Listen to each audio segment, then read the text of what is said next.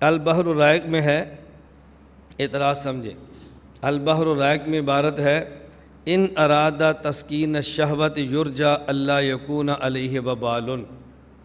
کہ اگر کوئی شخص اپنی شہوت ختم کرنے کے لیے مشت زنی کرے تو امید ہے کہ اس پر گناہ نہیں ہوگا۔ اور اسی طرح عبارت ہے الدر المختار میں ولو خاف الزنا یرجا اللہ وبال علیہ، کسی آدمی کو خدشہ ہو کہ میں زنا کے اندر مبتلا ہو جاؤں گا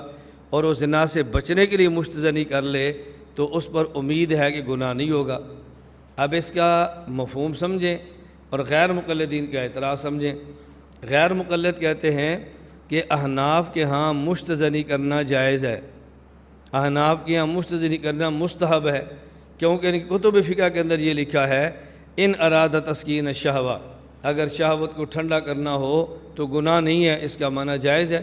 تو دیکھو کتنی گندی فقہ ہے کہ جس میں مشت زنی کو جائز قرار دیا جا رہا ہے۔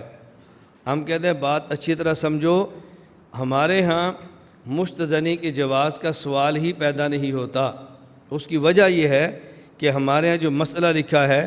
اذا فعلہ لاستجلاب الشہوۃ فہو آثم،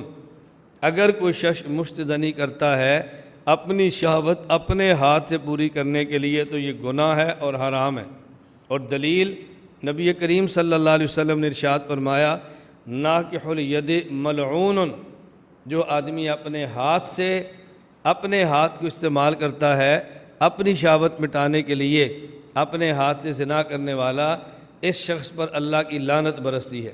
اور لعنت کبھی امر مستحب یا امر مباح امر جائز پر نہیں ہوتی، لعنت ہمیشہ اسی مسئلے پر ہوتی ہے کہ جو حرام اور گناہ ہو۔ تو حناف کیا تو اس کی گنجائش کی صورت ہی نہیں ہے، نہ ہم اس کو جائز مانتے ہیں، پتہ نہیں کیسے آپ نے مسئلہ بنا دیا۔ فرق صرف اتنا ہے، ایک مسئلہ جس کو سمجھنے میں غلطی ہوئی وہ فتاوی شامیہ میں ہے کہ اگر کوئی ایسا شخص کو ہو کہ جس کے اوپر شہوت کا غلبہ بہت زیادہ ہو اور اس کی بیوی یا باندی نہ ہو، یا بیوی اور باندی ہو اور دور ہو کسی اور ملک میں ہو اور شہوت کا بہت غلبہ ہو اور اس کو پورا یقین ہو جائے کہ اگر میں نے یہ کام نہ کیا تو میں زنا کے اندر مبتلا ہو جاؤں گا، اس کے علاوہ زنا سے بچنے کی کوئی صورت نہ ہو، تو ہم یہ نہیں کہتے جائز ہے، ہم یہ کہتے ہیں اس صورت میں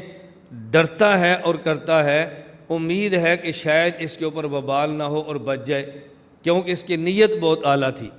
تو اس کو جائز پھر بھی نہیں کہا، مباح پھر بھی نہیں کہا، پھر بھی لفظ استعمال کیا ہے یرجا، پھر بھی لفظ استعمال ہے یرجا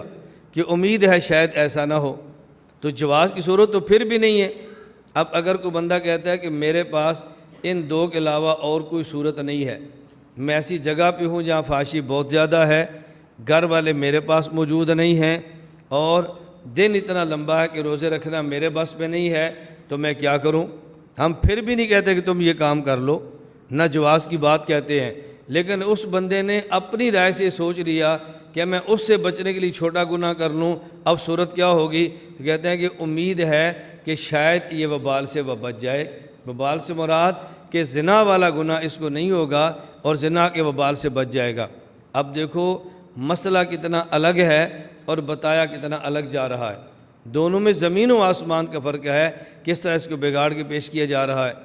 پھر وہی بات میں عرض کروں گا کہ بارہا میں نے بکری اور دمبی والی مثال دی ہے کہ غیر مقلدین کو اعتراض کرتے وقت خود سوچنا چاہیے کہ ہماری کتب میں اس بارے میں کیا لکھا ہوا ہے۔ نواب ان کے مشہور نواب صدیق حسن خان قنوجی، ان کے بیٹے نواب میر نور الحسن خان، ان نے کتاب لکھی عرف الجادی، اور اس کے اندر مسئلہ لکھا ہے کہ اپنے ہاتھ سے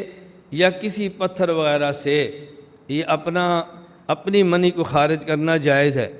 اور اگر زنا وغیرہ کا خطرہ ہو تو پھر مستحب بلکہ گاہے واجب گردد، کبھی کبھی واجب بھی ہو جاتا ہے۔ ہم اس کو مستحب کیا مباح کہنے کے لیے تیار نہیں ہو رہے، تو ہمارے اوپر اعتراض ہے، اور تمہارے بڑے مستحب اور واجب کہتے ہیں، تمہیں پھر بھی اعتراض نہیں ہے۔ جب آپ یہ حوالہ پیش کریں گے تو انہیں سب سے پہلے یہ بات کہنی ہے کہ ہم کوئی نواب میر نور حسن خان کے مقلد ہیں، ہم کوئی ان کے پابند ہیں، انہوں نے بھی غلط لکھا ہے۔ آپ ان کو فوراً کہو اگر آپ ان کے مقلد نہیں، اگر آپ ان کے پابند نہیں، اگر آپ کے یہاں یہ مسئلہ غلط ہے تو ہمارا سوال یہ ہے الدر المختار پر اعتراض کیا جا رہا ہے تو یہ عرف الجادی پر اعتراض کیوں نہیں کیا جا رہا؟ امام ابن عابدین شامی پر اعتراض ہو رہا ہے تو نواب نور الحسن خان پر اعتراض کیوں نہیں ہو رہا؟ مسئلہ ایک نہیں، مسئلہ بھی الگ الگ ہے۔ ہم مباح بھی نہیں کہہ رہے، وہ مستحب اور واجب کہہ رہا ہے، اس پر اعتراض نہیں ہے اور ہمارے اوپر اعتراض کیا جا رہا ہے۔ تمہیں چاہیے تھا کہ جب ویڈیو ریکارڈ کراتے اور کتاب میں لکھتے تو پھر دونوں کا حوالہ دیتے اور ساتھ یہ کہتے کہ حنفیہ کے یہاں مسئلہ نرم ہے اور ہمارے یہاں مسئلہ زیادہ گرم ہے، اس لیے اعتراض ہمارے اوپر زیادہ ہے اور حنفیہ پہ کم ہے، تاکہ ہم سمجھ آتی کہ تم لوگ دیانت سے کام لیتے ہو۔ اللہ ہم سب کو بددیانتی سے محفوظ فرمائے۔